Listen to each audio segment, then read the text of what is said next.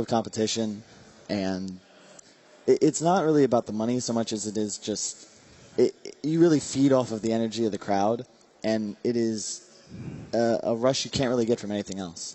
I'd say the only thing that's ever been comparable is like the first 5 to 10 seconds of skydiving, but that's what you feel constantly while you're in the booth, especially when you win. Losing really hurts. Losing's not fun at all. Sure. Still getting over it. Probably will be for a while. Okay. I was told... use it for next year. I mean, I've talked to a bunch of people. They're like, Puppy will still be salty about losing to Alliance at TI3. And that never goes away. And that probably hurt a lot more than my loss, but I don't know. It's something all gamers kind of share, is the knowledge of what the pain really feels like. Sure. Okay, so great insight as well, because obviously it's difficult for us when we're watching that. Yeah. We comment and we say how bad you've played or how well you've played or whatever, and you know that's tough when you're in there losing a match.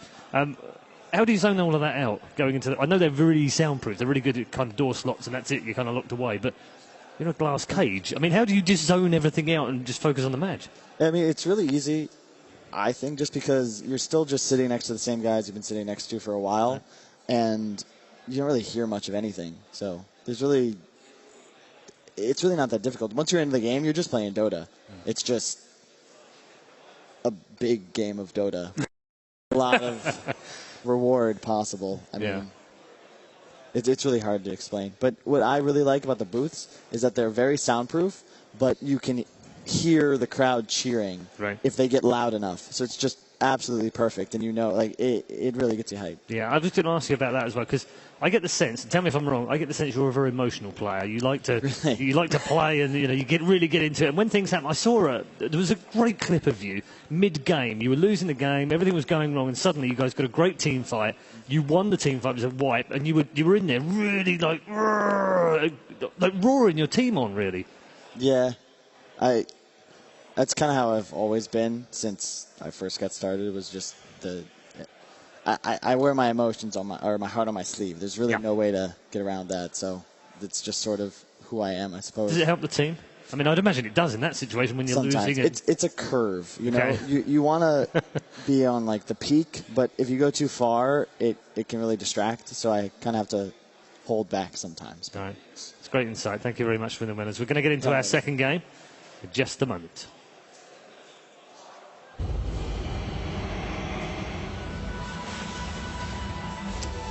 Thanks. Virtus Pro versus Team Secret. Game 2. As the man says, Game 2, draft is underway. So I'm going to stay with us, take us through the draft with the guys, Wagger and Malini, and of course Pyrion. Yeah, I'll shut up then, okay. Right.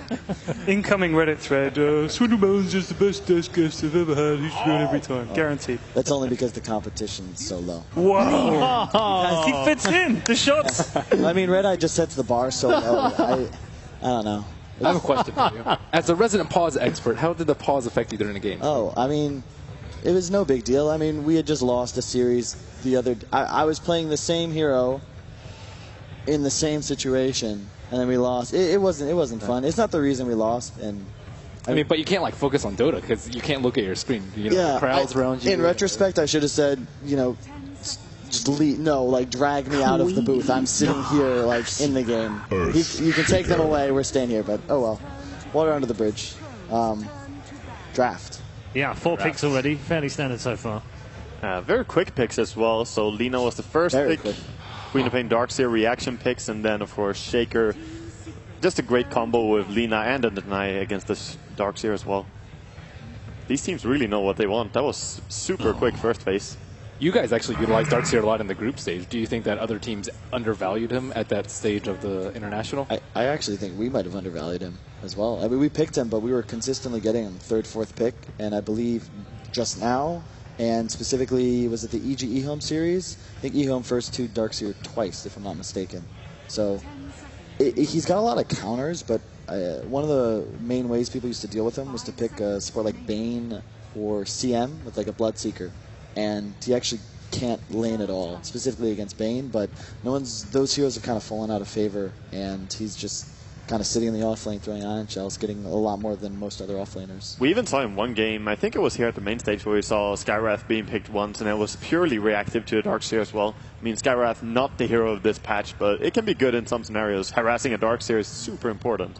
Yeah. If he gets the levels, he can take over. It's funny because in the meta there's so many different just heroes. So Skywrath is great, but then they're running a Spear Breaker with the Darkseer, and you're very grim life after that.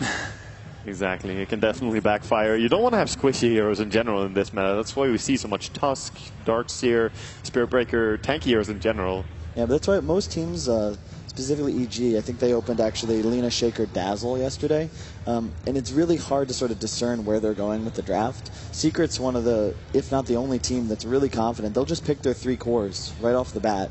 You know exactly what they're going to do, but it's just a rather well-rounded and reasoned draft so that it makes sense, and they can't really get trapped like other teams will. And that's really, personally as a drafter, what I fear when you're early picking all your cores is you don't really have the same versatility anymore. Yeah, exactly. That's always the decision as well as a drafter, if you want to show your course or if you want to, wait with that and pick up the supports first. But sometimes showing a few supports and your core is that's gonna reveal more to what you're actually doing. Sometimes you see the course, but you don't really know what's gonna be roaming around. If it's gonna be a defensive combo of supports or aggressive. There you have it, the third pick Luna. So yep. you know what they're doing straight off the bat. I'm surprised they're still going to the Luna, and I'm also a little disappointed we didn't pick the hero because it's Han bread and butter right there, man. I think early game Luna can suffer a little bit to mid Lina. It really comes and just drops the Laguna on you, and you can die so quickly, which is dangerous for Luna's ultimate. You want to have a long, nice ulti to drop out. It's just it really works with the way Secret's trying to play this game. I mean, you can already look, their team fight's going to just be absolutely massive. I expect them to just pick probably a defensive support for Puppey, as he's known to play, and who knows with Kuro. I think Rubik and Wyvern both banned. He's played both of those heroes with a lot of success this tournament, so I don't have any predictions just yet. And I'm also, who knows what VP is going to do. I don't really know what traditionally is good against Luna other than, as you said, just Chaos burst. Knight. Chaos Knight? They really like the Chaos Knight. I like that. I've seen them pick it versus some weaker carries like Anti-Mage, but they don't really have good wave clear. I don't know. I have a hunch. Yeah. They could maybe do it. I mean, that would be a very VP thing to do. Other heroes that counter Luna is like old stuff like Void, but it's not in the meta at all, and it's so hard to run. His ultimate's so bad. Yeah. It's so hard to use him. It's really not enough. And that along with the fact that he doesn't have wave clear, because right now it's so much about fighting early on. Even the carry will run right into the enemy team and fight. So you need to be really quick at farming when you're doing that. Else your lanes are just going to pressure you. CK looks amazing if you think about it right now. I mean, I think it's a little tough against Darkseer in lane, but he kills every hero that Secret's picked thus far. He's ready to fight super early too, right? So how do you counter Darkseer in team fights? We've seen Darkseer picked up in first phase, but it seems like, yeah, you can win against them in lane, but you'll never be able to stop the vacuum wall, especially with BKB being a lot less prevalent. And I think that's like a huge problem with playing against the Darkseer. And Shaker's like decent, but if he gets caught in the vacuum, like your whole team's dead. For the most part, it's kind of tough. It's one of those heroes you don't really. I don't think there's a de facto hero that you see a Darkseer, you go with something else. It's sort of like a Shaker with the exception of Rubik. Visage pickup, I like it. That Visage is very VP style, so that gives the possibility for a very strong Trilon if you want to do that. And CK fits the bill there because you have a slow, you have the nuke from Visage after the initiation of CK. You could definitely bring down a Darkseer if he's alone. Agreed. They don't, as we've said, they've already picked all of their cores, and they don't really have anything that's going to kill birds either. So that Visage I just like a lot, especially because the cores are so squishy.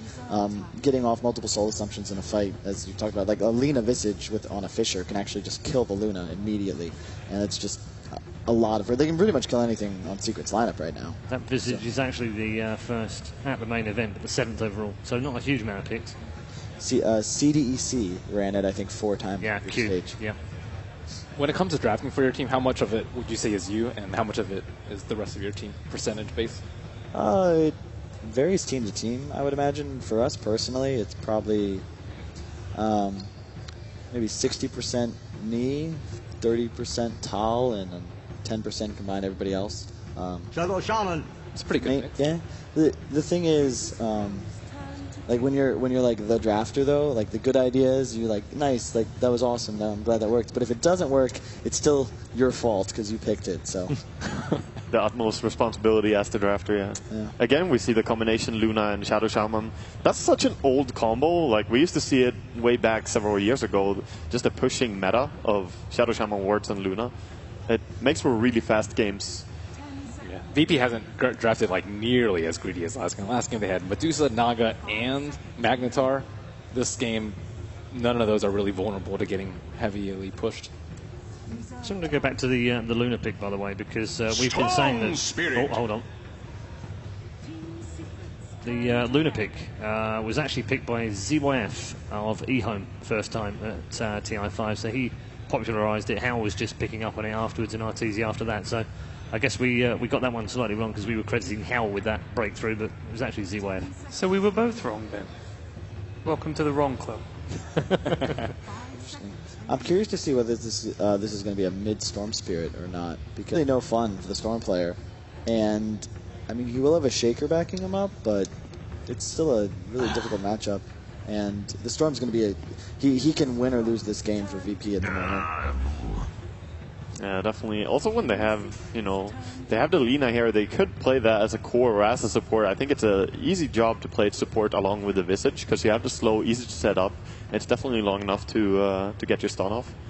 But I think a mid-storm is, as you said, it could be tough. It depends what you value. If you value your farm or if you value the levels. Because going solo mid, you always get the levels at least, and Storm can always work a little bit off that. Devalued in the later stages of this upper bracket. I mean, it was just last banned by VP. That was a first pick for a game at ESL. Oh, wow. That's a big hero coming out from Secret. That to me says VP need to punish the lanes. This is so greedy from Secret, and they need to make sure that the Luna suffers. Otherwise, if RTZ has a good game, I don't really see any way for VP to win this, because you can't really do much to a Darkseer quad. And Silencer last pick. Your brother has had a couple of enigmas in this tournament. They're 100% as well. 3 picks out of the TR5 so far. Wait, you're saying we've had all of them, or they've won every game? No, you've won 2 with them. Yeah, Aoi picked up the other one. Yeah, it's a 3 out of 3. really, really solid hero. All right, thank you very much. Draft is done. We'll get into game 2 and we'll return to our commentary team. Tournament life on the line here. Virtus Pro need to walk away with a win in this game number 2. I'm Capitalist. I'm joined by William Blitz Lee, the former mid player for Team Zephyr, who specializes in heroes such as Storm Spirit, and Storm Spirit. Luckily for Blitz, we have a Storm Spirit this game. You really do. It's almost as if they knew. But G's going to be playing the Storm, and this is a kind of great Storm game. Like, he should do really well. I think against this type of lineup when he has this much backup. I was going to say something mean, but your mom's here, so I can't really do that. Like, I gotta... Thank you, No, Mom. that wasn't one of those moments you guys go, Owen. It was just meaning I was trying to be a nice guy for once. Thank you, Mom. That was not an insult. Why Blitz's flames. Why are people acting as if I flamed you? But talk about this. Storm Spirit, I mean, it's really good in conjunction with the Illidan silencer, right? Because when you're able to jump in, you have this sort of freedom with global sounds going off at the same time when you initiate. It gives you just this sort of fearless feeling when you go in. I think my 2 favorite heroes to play with when you do play Storm is, one is Silencer, the other is Bounty Hunter. The Bounty Hunter is the hero that gives you the comeback gold, and it's not in this game, but the Silencer is so good just because you fear almost nothing.